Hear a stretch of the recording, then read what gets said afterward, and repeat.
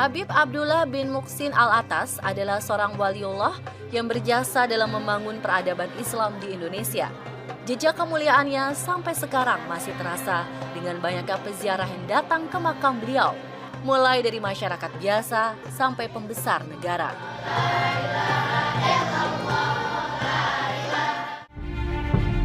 Dikisahkan kedatangan Habib Abdullah bin Muhsin Al-Atas ke Indonesia bermula dari ibadah haji dan umroh yang dilakukannya di kota suci Mekah. Pada suatu malam, beliau bermimpi berjumpa dengan Rasulullah Shallallahu Alaihi Wasallam. Tak jelas apa yang terjadi dalam mimpinya itu. Yang jelas, dengan seizin Allah, Habib Abdullah kemudian berkeliling dunia dan memilih untuk menetap di tanah Jawa. Umur 17 dia pergi ke umroh. Pulang lagi ke Huraidah, tahun depannya berangkat lagi ke Huraidah. Baru dia datang ke Jawa.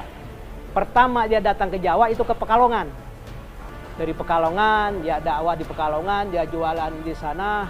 Nah, ketemu itu gurunya Habib Ahmad bin Hamzah yang menjadikan Habib Abdullah kekeramatannya, kewaliannya itu Habib Ahmad bin Hamzah.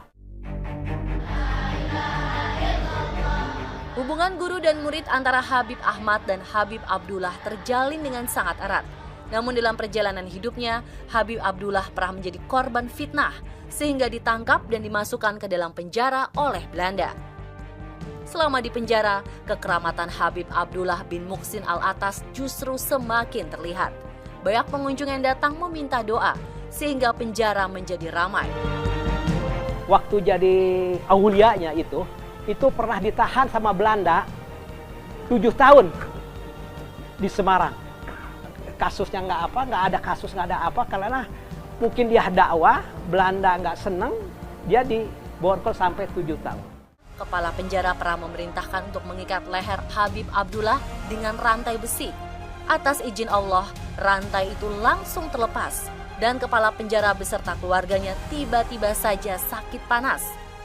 Tak ada yang bisa mengobati, sampai akhirnya kepala penjara sadar bahwa ia telah menyakiti Habib Abdullah bin Muhsin Al-Atas.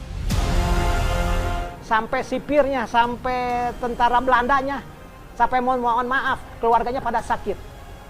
Akhirnya sakit, didatangkan sama satu orang supaya datang ke Habib Abdullah minta maaf. Kata Habib Abdullah, ini pakaikan, katanya.